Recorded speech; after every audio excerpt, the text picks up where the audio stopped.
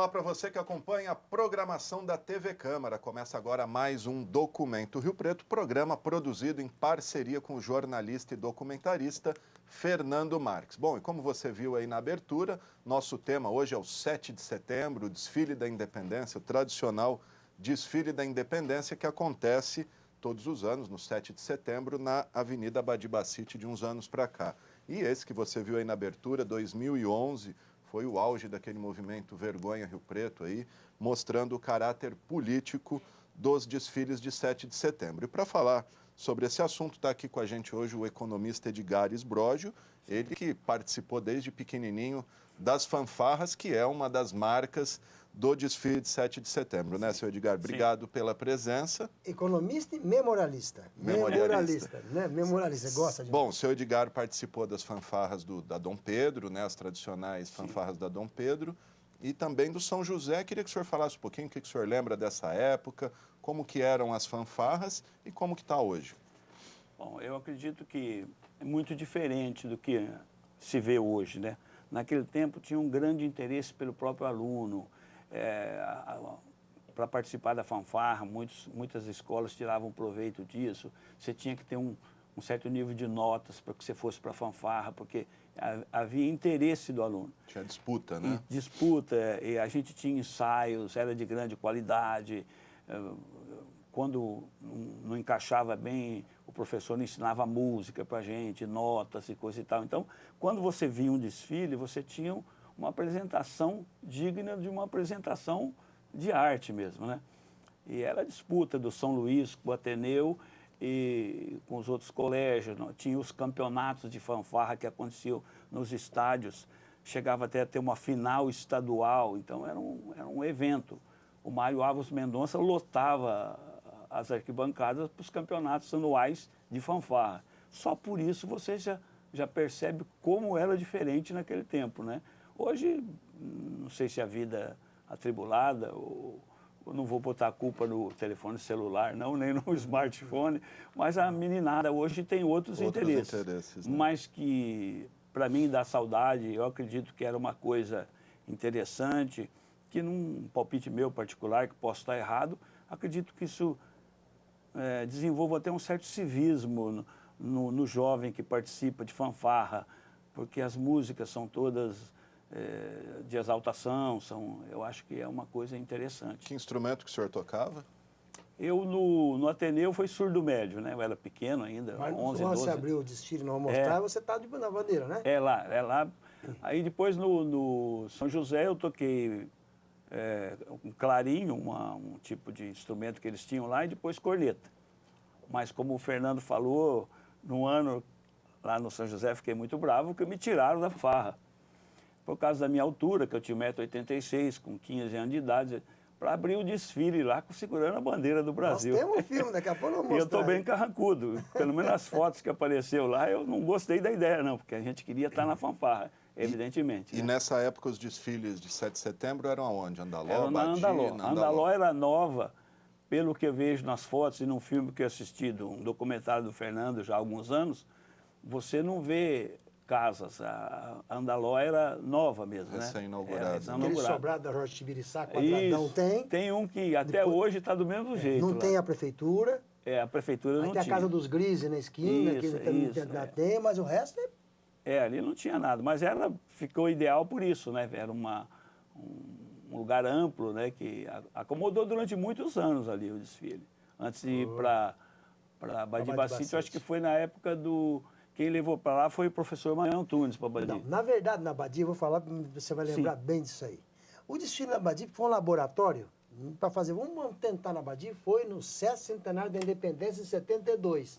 Lembra? Foi um ensaio lá. Porque era maior e veio de Brasília, como chama? A Guarda Presidencial de Brasília, você lembra disso? Lembro. 72, foi o maior desfile que teve na história da cidade. É a comemoração do SESC Centenário, que é 150 anos da independência. Isso. Então, foi uma coisa de louco, foi o maior desfile que teve. Nós temos algumas imagens mostrar, mas é o seguinte, esse por lá foi o laboratório que foi para Badi e nunca mais saiu.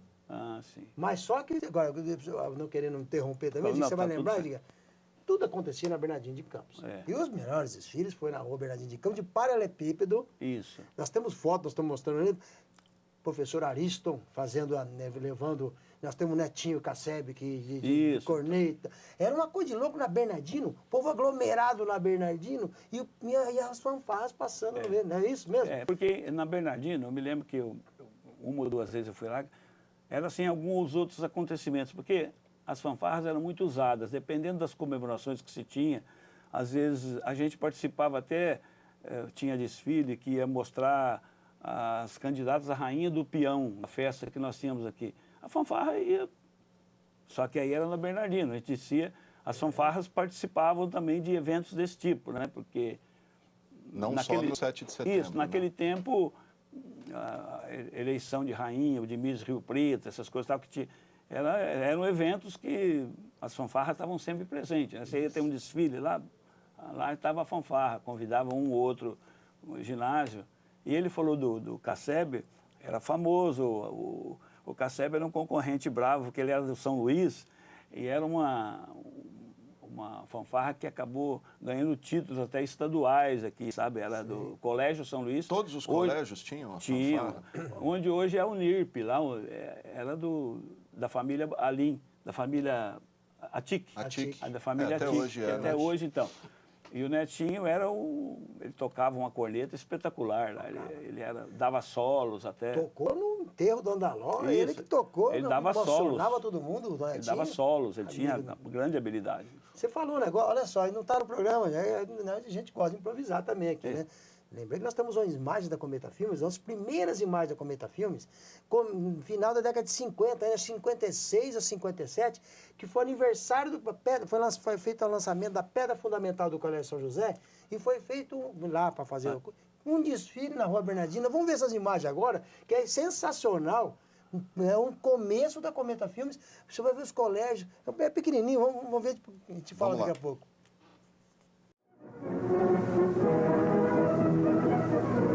Os recantos mais bonitos de São José do Rio Preto. O Jardim Santa Catarina, de propriedade do Sr. Mansur Daúti, serve de cenário para uma festa de sua juventude e da qual participaram com um grande desfile os garbosos alunos do Colégio São José e que foi abrilhantada pela banda de Schmidt.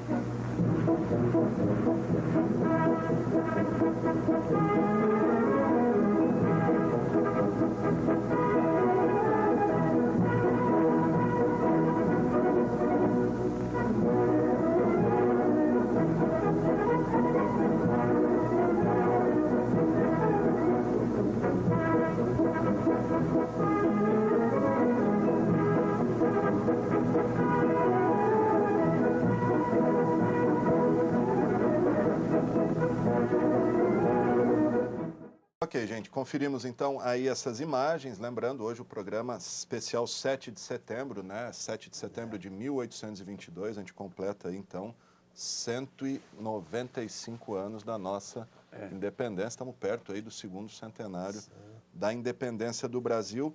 E com a gente hoje o economista e memorialista Edgar Esbrógio. Memorialista eu fui nominado agora. Eu sempre gostei e tenho... Inclusive o Fernando falou que o senhor tem muitas fotos antigas, por hábito, inclusive daqui a pouco a gente vai mostrar. Eu gosto de ter isso que... Me abasteceu bastante. E ia lá, Fernando, tem umas fotos aqui. Aliás, nós vamos mostrar daqui a pouco, nós fomos lá fazer, fui percorrer, mas daqui a pouquinho. A gente quis puxar isso que não é 7 de setembro, só para finalizar aquilo, que é o que você falou. As fanfarras ficavam prontas, então para você ver, uma coisa que acontecia, chamava as fanfarras. Isso aí, a pedra fundamental do Colégio São José foi fora de 7 de setembro e as fanfarras. Tinha fanfarra lá, exatamente. Legal. Dando sequência, a gente vai ver um desfile agora que você disse que tem o seu Edgar lá de porta-bandeira, estandarte. Carrancudo lá na frente, assim, que ele não gostou. Bravo, não gostei. Me tiraram da fanfarra, eu não queria ter saído... não, mas você vai carregar a bandeira, disse o padre Pininho, que era o apelido dele. É uma honra. Eu falei, para um moleque de 15 anos, uma honra é estar tocando lá. Tocando, né? E eu gostaria de chamar a atenção do pessoal em casa. Tem gente que assiste 1, 2, 3 vezes, porque passa a semana inteira. Vê a arquitetura da Andaló, que você falou. Exatamente. Eu quero que vocês percebam ali, porque terminava na Rua Independência. Terminava na Rua Independência, naquele prédio que tem aquele bar do lado do Tiquinim. Aquilo lá era o último prédio que tinha. O último prédio. Era mesmo. De lá era mato. E de lá que saía. Saíram porque de lá era mato, então ficava toda a concentração. Eles que subindo um pouco a Rua Independência, depois eles viravam, entravam aqui. Então vocês vão ver esse prédio na esquina. Na Rua Independência, eu que participei várias vezes, assim, ia acumulando de um lado e do outro. Então, para facilitar, uma escola entrava desse lado da Independência, a outra entrava na contramão da Independência. Intercalando uma e outra para facilitar, né? Para não ficar uma atrás da outra. Então, a gente se aglomerava na Independência, algumas à esquerda, algumas à direita, e ia intercalando para entrar no desfile, né?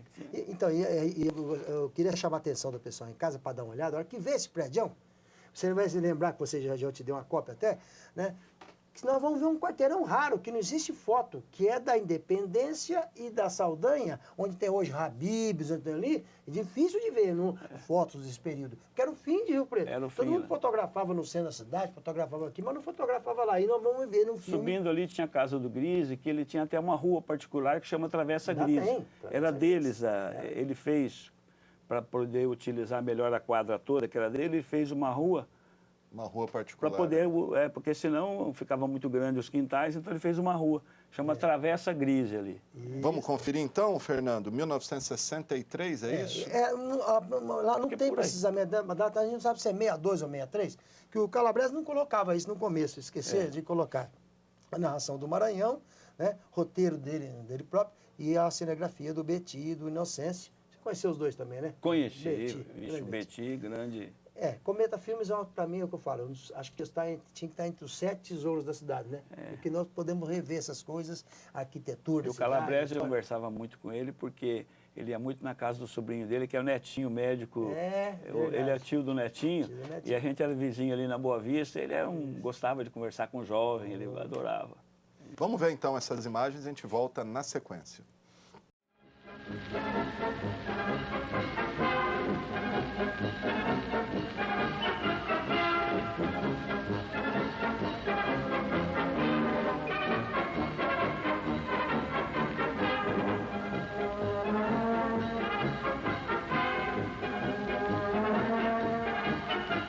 São José do Rio Preto, capital da Alta Araraquarense, comemora festivamente o dia 7 de setembro, a data histórica e gloriosa de nossa independência.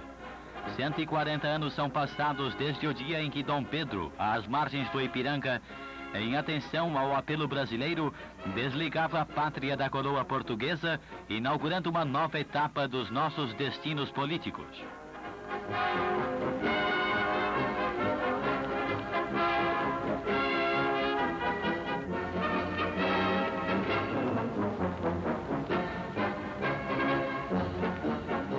Na Avenida Alberto Andaló é onde se realiza o grande desfile comemorativo, precedido de intensa curiosidade popular.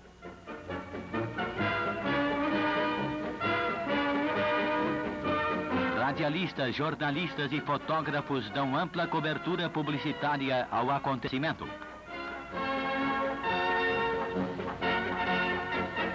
Eis a segunda companhia independente da gloriosa Força Pública do Estado, participando ativamente do belo desfile.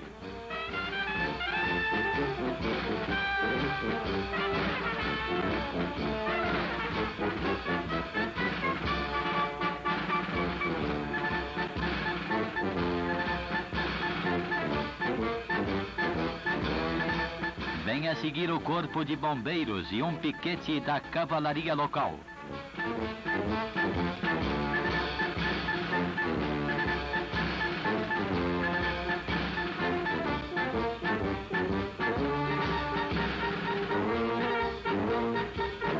Atim Salim, chefe do trânsito local, e seus auxiliares inauguram um dos semáforos da espaçosa Avenida Alberto Andaló.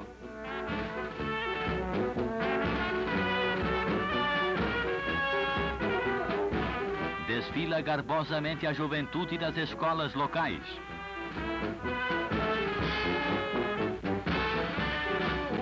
Belas e jovens estudantes do Colégio Santo André desfilam com seus uniformes multicoloridos.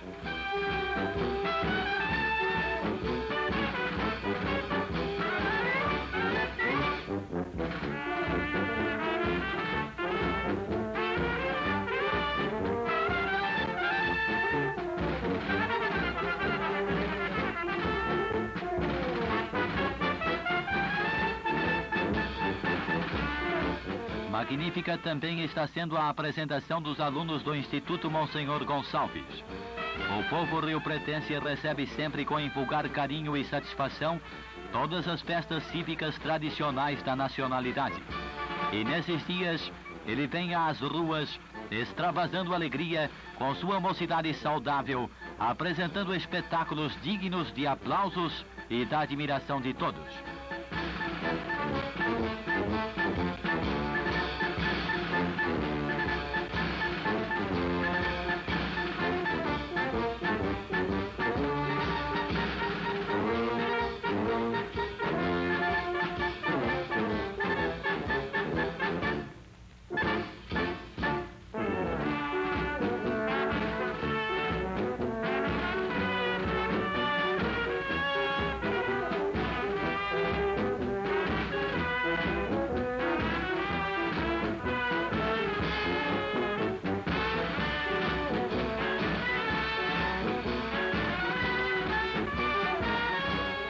Palanque improvisado, o doutor Argemiro Acaiaba de Toledo, juiz da comarca, e sua digníssima esposa, senhor Luiz da Silva Rosa, representante do senhor prefeito, Dorival Mussi, oficial de gabinete do chefe do executivo local, Benedito Rodrigues Lisboa, presidente do legislativo, e sua digníssima esposa assistem ao grande desfile.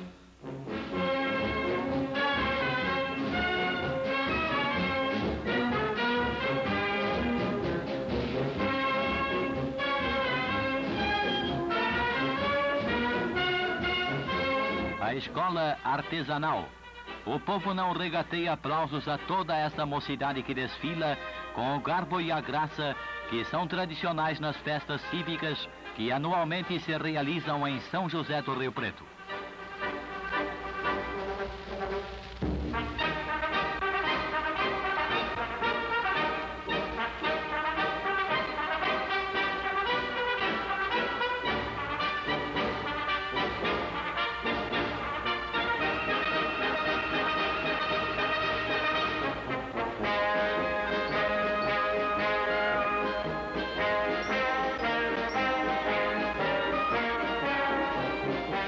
Eis agora a grande e elegante representação do ginásio riopretano e do Grêmio Literário Dom Pedro II, estabelecimentos educacionais dos mais importantes do município.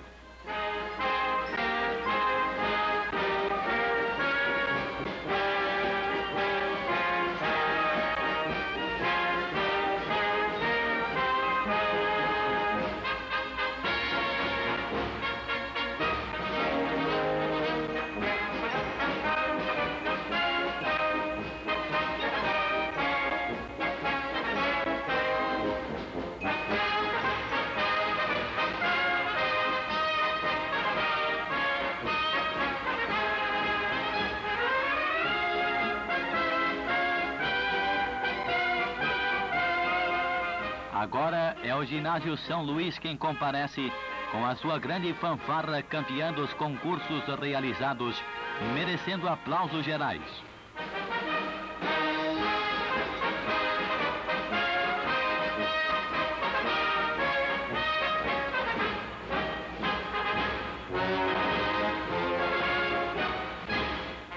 As autoridades continuam prestigiando o grande desfile da mocidade riopretense.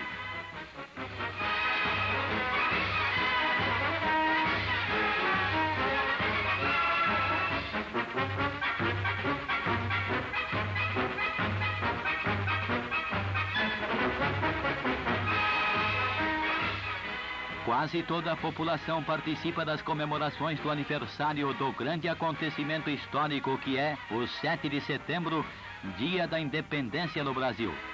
De parabéns aos riopretenses.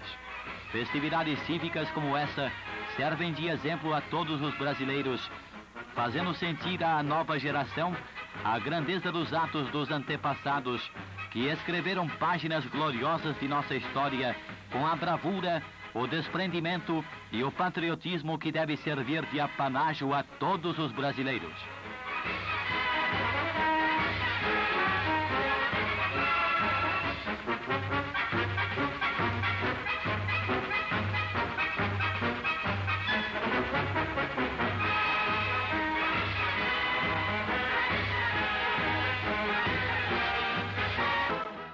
Ok, gente, estamos de volta. Conferimos então esse desfile, 1963, na Avenida Alberto Andaló, o senhor Edgar abrindo aí como porta-bandeira. Senhor Edgar, um assunto aí que inevitavelmente a gente tem que falar. O senhor era da fanfarra da Dom Pedro, Sim. que infelizmente, todos sabem, o acidente em 1960, né? Completando aí 57 anos. Como é que senhor, que recordação que o senhor tem? Era para o senhor estar nesse ônibus, não era? O que o senhor pode dizer desse tema? Bom, efetivamente não era para eu estar no ônibus, porque quando um assunto desse acontece, as pessoas às vezes querem pegar bonde num assunto desse, nem sei porquê, né? Um assunto tão desagradável. Mas o que aconteceu é exatamente o seguinte: para Barretos, naquele dia, foram por volta de 80 e poucos integrantes da fanfarra. Da Dom Pedro. Da Dom Pedro, que era, aliás, eu pertencia, eram 3 escolas que compunham. À noite era Dom Pedro II, eu estudava no ginásio Ateneu, que era o que tinha de manhã. Então era o Ateneu e Dom Pedro II, tinha essas duas, que juntando essas duas escolas dos mesmos proprietários. Na Rubião Júnior. Na Rubião Júnior, esquina com a General ali, que era um prédio novo na época, bem montado e tal. Aí,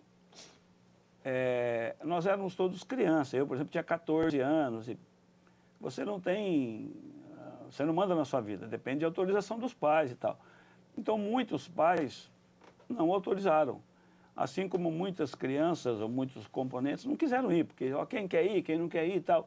Eu disse que queria ir, mas tive a negativa da minha família. Briguei e não fui. Então, eu não era para ter ido, efetivamente, porque essa é a confusão. Eu não saberia te dizer exatamente o número de instrumentos que me passa agora, mas no campeonato de fanfarra que nós ganhamos, fomos vencedores, no Mário Alves Mendonça, eram 100 e tantos instrumentos, 110, 115, 120, não sei. E para lá foram 80 e poucos. E era justamente para disputar a final dessas fanfarras, é isso? Não. Tem uma outra confusão que fazem. Naquele tempo, todo mundo fala, pô, vocês foram lá abrir a festa do peão. Conversa mole. A festa do peão naquele tempo era apenas um rodeio na comemoração do aniversário da cidade. Nós fomos convidados para abrir o desfile de aniversário da cidade de Barretos. E o rodeio de Barretos era uma das comemorações do aniversário. E estava começando, né? Estava começando. E ele, que tinha 60 e tantos anos, e ele, então, muito bem administrado pelo Clube dos Independentes, lá em Barretos, acabou crescendo e ficou maior que a festa.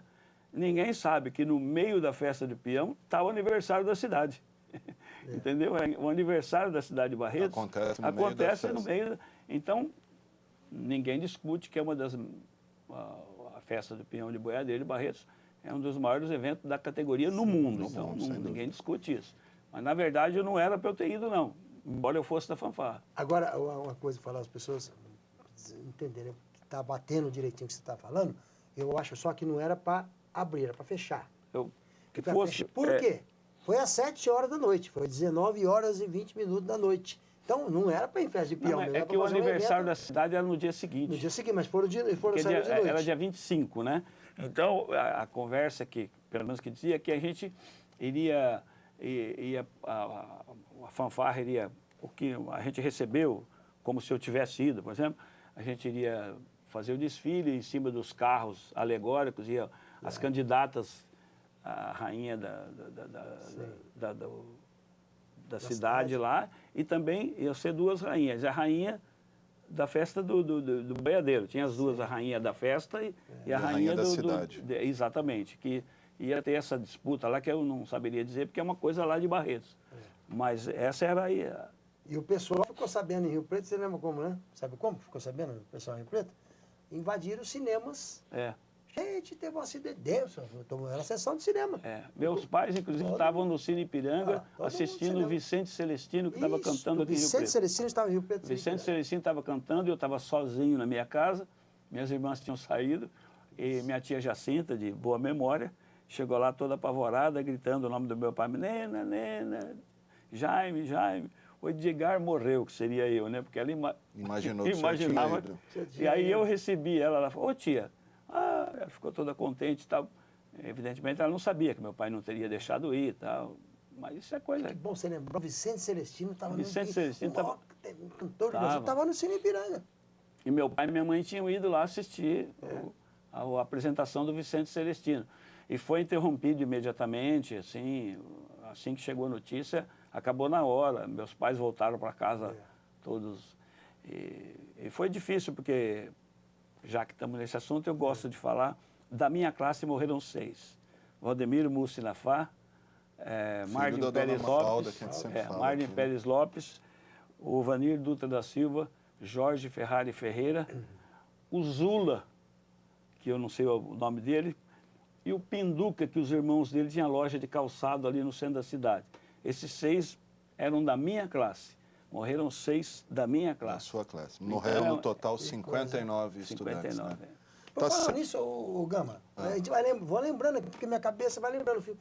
Nós temos um trechinho, olha só, isso é neto, hein? Eu lembrei que nós temos um trechinho da fanfarra do Dom Pedro. Vou mostrar para vocês um pedacinho, que é o aniversário da cidade, comemoração no Campo da América lotado, fazendo o aniversário, então fez o concurso. Vamos ver um pedacinho disso aí, que vocês vão ver que tem gente que vai arrepiar em casa. Então, para encerrar, e na sequência a gente vai falar um pouquinho da família Sbroj. Vamos já passar, a gente tem o Cometa Filme 70, essa fanfarra, e um trechinho também do 7 de setembro da década de 80, administração Manuel Antunes. A gente junta tudo, passa, na sequência a gente fala da família Sbroj. Vamos lá. A rapaziada estudiosa do Ginásio São Luís orgulha-se de suas balizas e de sua fanfarra, que foi a vencedora do último concurso de fanfarras realizado na cidade. Formando um conjunto harmonioso pelo garbo de sua postura, pelo ritmo de suas marchas musicais e pela beleza de sua vestimenta, eles recebem sempre calorosos aplausos em suas andanças nas ruas por ocasião dos festivos desfiles. E calorosos também são os nossos aplausos por tudo o que vimos nesse grande ginásio São Luís, tão hábil e dedicadamente dirigido pelo professor Antônio Teixeira Marques.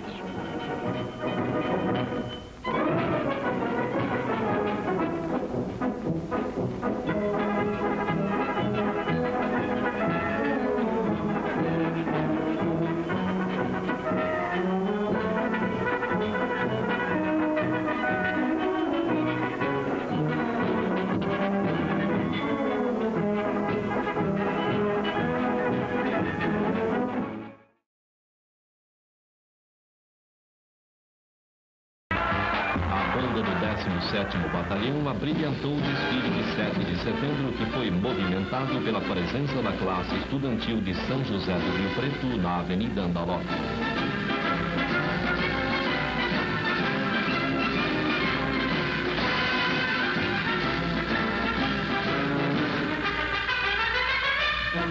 No palanque oficial, o prefeito Adair Vetorazzo e sua esposa, Dona Nelita, Tenente-Coronel Daniel Milazzo, Coronel João Máximo de Carvalho e várias autoridades prestigiaram as homenagens da data nacional.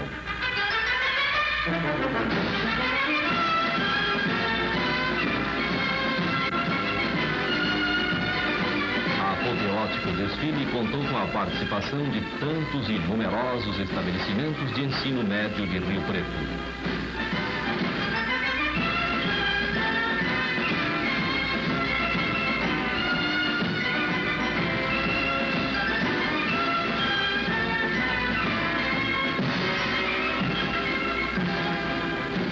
As fanfarras coloriram de sons o verde e amarelo das bandeiras desde a autopista até o viaduto, desenvolvendo um espetáculo maravilhoso em presença de um grande público superlotando a majestosa Avenida Andalote.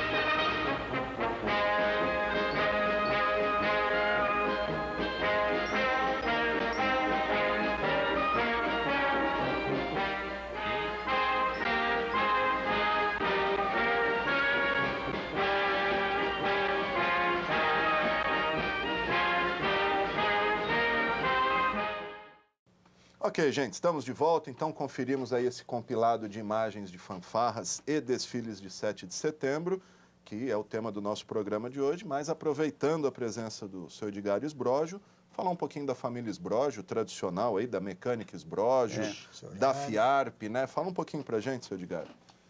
Bom, eu gosto sempre de, que nem diz o outro, começar do início. A família chegou aqui em meados dos anos 20, mais ou menos, daí para o final. Da onde veio? Da Itália. Da Itália. Veio de Treviso, né? Meu pai é nascido em Mogliano Veneto, uma cidadezinha ali nas proximidades. Meu avô era engenheiro, formado pelo Liceu de Artes e Ofícios de Mestre, no norte da Itália.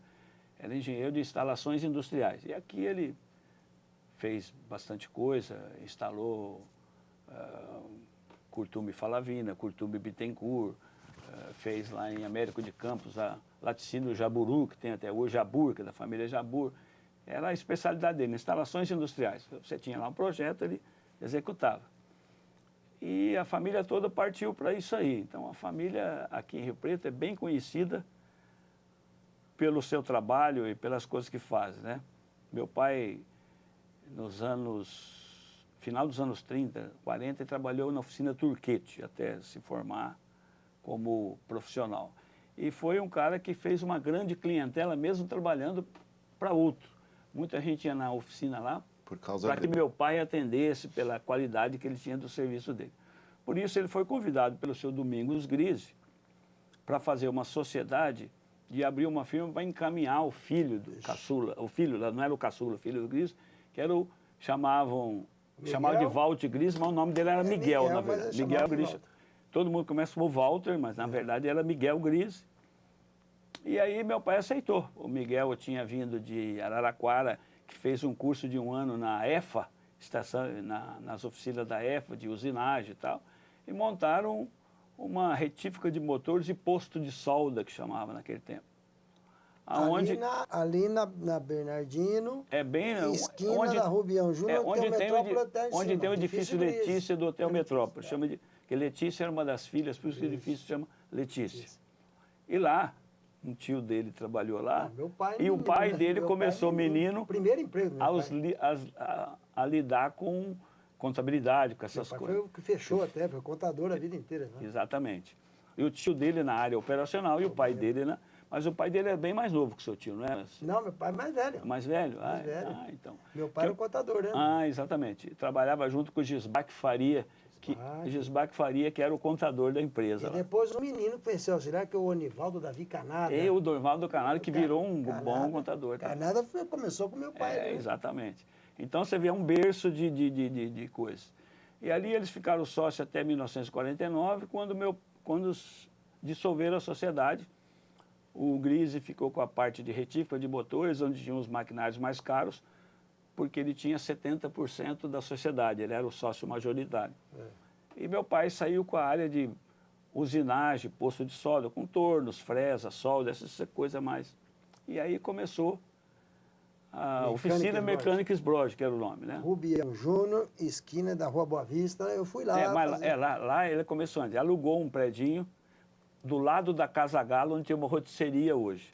Foi ali por uns tempos, eu de criança machucava a canela nos ferros lá e tal.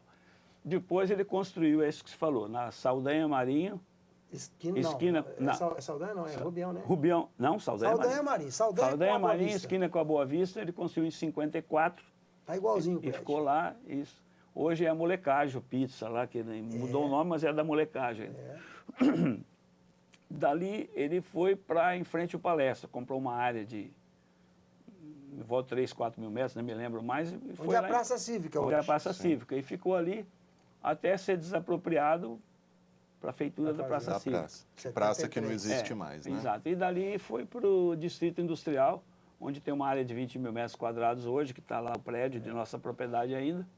E ficou até que meu pai falecesse e nós temos a propriedade. Mas o que é interessante ressaltar, que eu faço questão, era a boa qualidade dos produtos, por exemplo.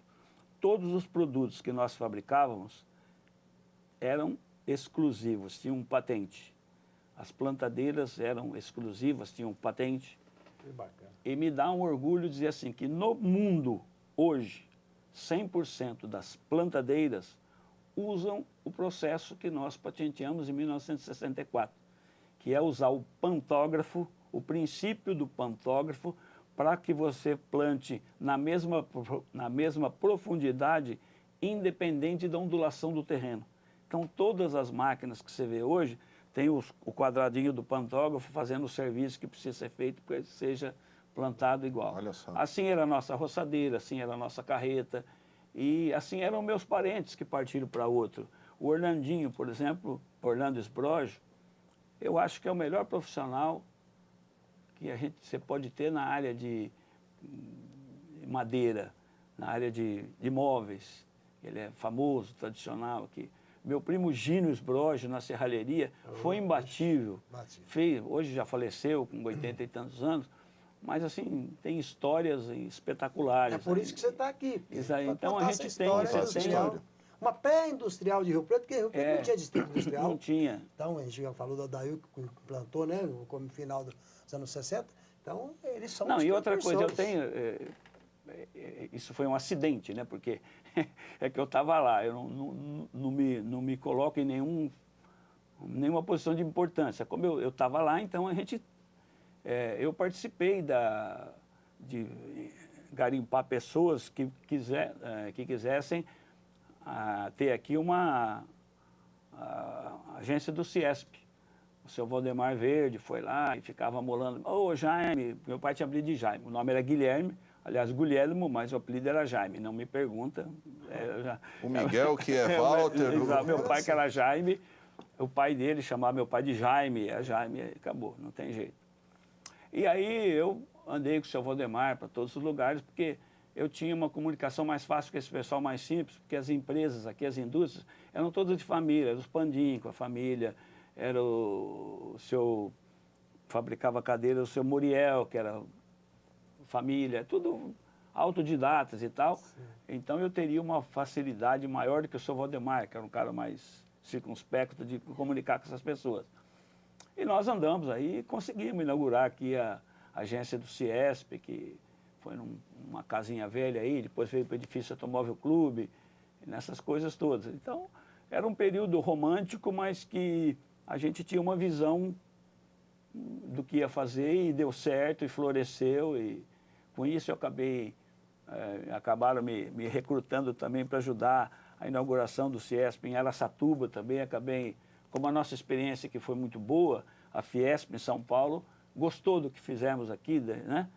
E estava querendo inaugurar em Araçatuba e a gente foi lá também, dar uma mãozinha lá. Ela vão ter que... Porque nós temos um filme da Cometa também com a inauguração da CIESP, porque vamos para frente. Fica para uma próxima.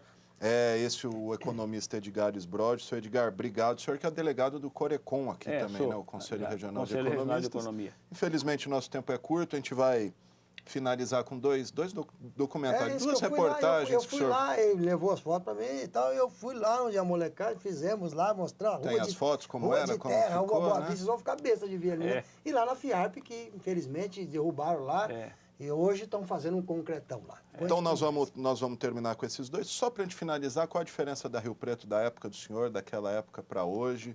Dá para comparar? Dá, ela tem, eu consigo ver hoje a Rio Preto que eu via naquele tempo. Eu vou te falar uma coisa interessante. Rio Preto sempre foi muito moderna. Rio Preto sempre foi muito limpa. Eu viajava muito. Difícil, é uma característica da cidade. Não é desse nem daquele prefeito. Rio Preto sempre teve... As ruas eram limpas, sempre muito organizado. Fosse qual prefeito fosse. E nós tínhamos uma coisa aqui. A gente não fechava para almoço. O comércio nosso... E eu, ainda nos anos 60, quando abri uma filial no norte do Paraná, uma cidade como Londrina, por exemplo, tudo fechava para almoço. No almoço. Então, isso já era um perfil de modernidade, porque no almoço muitas pessoas podem aproveitar o seu tempo de almoço para resolver seus problemas no comércio. Então, eu consigo ver em Rio Preto hoje A Rio Preto que eu vinha no O passado. senhor projetava. A gente, para mim... Tá certo. Seu Edgar Esbrógio, muito obrigado pela sua participação aqui com a gente, parabéns pela história. Fernando, valeu. Então a gente termina aí com essas duas reportagens feitas pelo Fernando. FIARP, a gente vai ver primeiro a mecânica Esbrógio, né? Depois a FIARP. Eu agradeço o convite e deve ser pela amizade do Fernando, porque eu não me acho assim merecedor dessas, mas agradeço o convite, porque a gente tem que ser grato sempre. Tá certo. Muito obrigado, seu Edgar. Tá aí nossas redes sociais, nos acompanhe, Facebook, YouTube, Twitter. Agradeço a sua audiência, um grande abraço e até a próxima. Nós estamos hoje aqui na rua Saldanha Marinho, esquina da rua Boa Vista, pertinho aqui, ó, subindo, começando a Boa Vista. E tem um prédio aqui que eu quero que o Felipe mostre para vocês aqui atrás, ó. Esse prédio aqui que era uma pizzaria, está sendo reformado.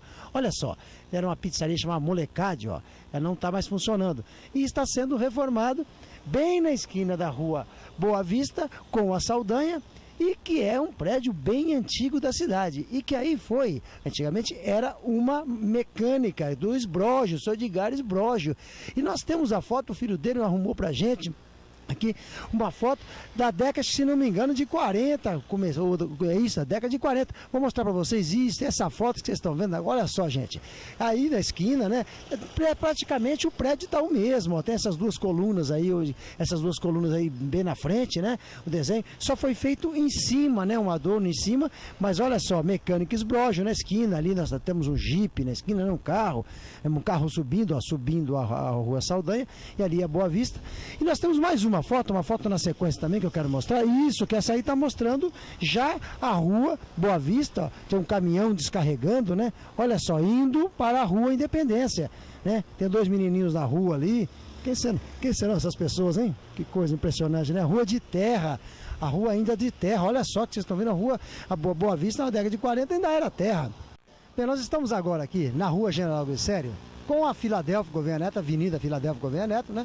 Que aqui bem na esquina do Palestra Esporte Clube, aqui é o Palestra, gente. Mostra pra eles aqui, ó, aqui é o clube grande, clube da cidade, né? O Palestra, né? Clube que, acho que o segundo clube da cidade, o primeiro é o Rio Preto Móvel Clube, depois o Palestra, depois o Monte Livre. O Palestra é bem antigo. E aqui, mostra esse muro verde até, Felipe, é só mostrar o muro para vocês entenderem onde a gente tá. Dá uma virada com a câmera lá, mostrar o pessoal descendo da Vila Maceno, né? Aqui já foi terrível, porque, gente, vocês sabiam? Aqui a água aqui era terrível. Inclusive, antes da gente começar o documentário, eu tive uma ideia de mostrar para vocês. A gente vai falando e vai acontecendo, né? Vou mostrar como é que ficava esse trecho aqui. Quer que você mostre a rua aqui, Felipe? Ó, subindo ali. Vocês não sabem como é que ficavam ali quando chovia, gente. Vou mostrar para vocês. Olha só essa foto do começo da década de 40. Isso na década de 40 aqui não dava tudo aqui. Não tinha condições de ficar aqui, passar carro. Era onde aqui e a Bernardino os únicos lugares para subir, né? Subir e descer para ir para Vila Maceno. Depois que foi feito o pontilhão, né? O complexo Jordão Reis, né? E também o pontilhão ali da Daló, que ajudou a acabar com esse problema aí da enchente aqui. Mas ainda enche de água aqui, a verdade é essa. Então, olha só, a gente mostrou para vocês essas fotos, né? Que são fotos dessas fotos, eu não sei quem fez essas fotos aí, mas essas fotos são maravilhosas, né? Para não ser sarcástico, claro, cheio d'água, mas essas fotos são muito boas, né? Retratou o que acontecia na década de 40 aqui, quando chovia e alagava tudo. Bom, agora eu vou mostrar para vocês, mas que a gente veio fazer aqui o documentário para falar de outra coisa aqui. Desse lado de cá, nós temos a Praça Cívica aqui, onde foi construída depois, no começo do governo do Dr. Wilson Mano Calil. Olha só, que estendeu daqui até lá onde fez a Biblioteca Municipal. Vocês sabem o que era aqui nessa esquina, gente? Vocês não sabem? Vou mostrar para vocês. Olha só essa foto que vocês estão vendo. Ela aqui, ó. Nós estamos aqui de dentro do Palestra, né? Aqui vocês estão vendo o campinho do Palestra. Lá a rodoviária ao fundo, né? E ali, ó, já destelhando a fábrica de implementos agrícolas, a FIARP, né? Fábrica de Implementos Agrícolas Rio Preto, que era também dos irmãos Esbrógio, né? Da família do Esbrógio, do Edgar Esbrógio, que arrumou pra gente a foto que a gente mostrou na Boa Vista, né? No programa passado, e a gente tá mostrando agora, que as pessoas ajudando o nosso programa, né? Nós somos ali na rua Luiz Antônio, esquina da rua, na Boa Vista, ali, né? A rua Luiz Antônio com a Saldanha Marinho, que foi do pai dele ali também. E agora aqui, gente, olha só, a FIARP, vocês estão vendo ali a rodoviária. Vou mostrar mais uma foto para vocês na sequência. Aí já está, por exemplo, a casa, né? Destruindo. Aqui tem uma Brasília vermelha na esquina. Eu acho que está o Edgar e o pai dele ali, não sei se é, mas começando a destruir. a FIARP, né? Vou mostrar mais uma foto, aqui, exatamente nesse ponto que a gente está, olha o caminhão andando, indo para lá, né? E ali está mostrando a esquina, que tinha então a FIARP, e nós vamos mostrando passo a passo aqui como foi. Olha só, essa agora, olha que vocês estão vendo a rodoviária, é o fundo ali tá do Muro do Palé, já está quase destelhado tudo. Ao lado tinha ali, né, aquele um telhado ali, uma chaminé, vocês estão vendo? Olha só como é que era. Mais uma foto para vocês também, que aqui já praticamente destruída, e mostrando ali a Filadélfia, indo para Filadélfia ali, né? Ó, vocês estão vendo um Fusca em cima da calçada, tal, né? E a última foto que a gente vai mostrar para vocês, que é já destruída, né? Completamente destruída, que é bem na esquina, olha só, que foi ali tem um caminhão ali, tá mostrando o Hotel Nilo Hotel ali em cima, tá vendo? Ó, tá mostrando o Nilo Hotel, que é subindo a General ali. Então, para a gente mostrar para vocês mais um pedaço da cidade que foi destruída, voltando aqui comigo agora, que é aqui na praça, que muita gente não sabia o que era aqui na esquina. Nós precisamos descobrir onde era mais, o que tinha mais aqui por aqui.